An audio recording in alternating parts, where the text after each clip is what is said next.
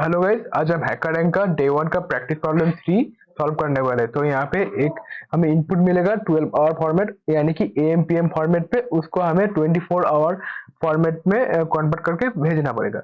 ये हमारा problem statement है। तो पहले कॉन्स्टेंट्स हम देख लेते हैं। अगर ये 12 एएम हमें मिलता है इनपुट, तो हमें 24 आवर के मुताबिक उसके 00 में रिटर्न करके भेजना पड़ेगा। और अगर 12 पीएम आता है तो उसको 12 पीएम ही रखना पड़ेगा हमें। तो देखते हैं कैसे करते हैं। तो पहले ये फंक्शन है टाइम कन्वर्शन, और जो एस इनपुट लेगा वो एस है स्ट्रिंग का टाइप है स्ट्रिंग। तो पहले हम देख लेते हैं, अगर एस 12 एम के इक्वल है तो हम रिटर्न कर देंगे 0000। और अगर पीएम होता है तो जो 12 होता है वो 12 भी पीएम को छोड़ के हम रिटर्न कर देंगे। उसके बाद हम एक ए वेरिएबल में लिस्ट फंक्शन की मदद से एस को स्ट्रिंग से लिस्ट में कन्वर्ट कर लेंगे। और उसके बाद दो बार हम पॉप फंक्शन की मदद से आखिर के दो एलिमेंट रिमूव कर देंगे। और फिर दूसरी बार जो रिमूव होके जो आएगा उसे हम बी वेरिएबल में स्टोर कर रहे हैं। उसके बाद हम फिर से स्ट्रिंग जो लिस्ट है उसे फिर से स्ट्रिंग में कन्वर्ट कर रहे हैं।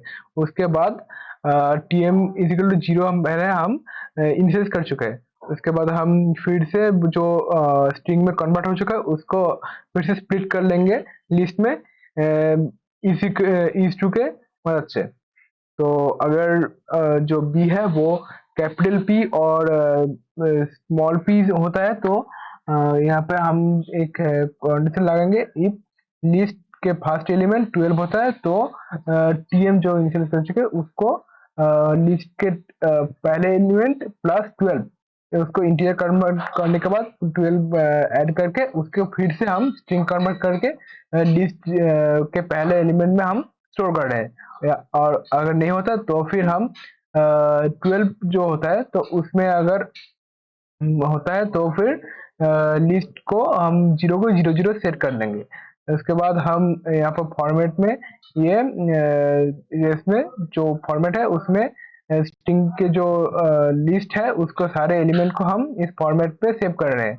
उसके बाद इसको रिटर्न कर देंगे। तो देखते हैं ये सबमिट करके होता है कि नहीं।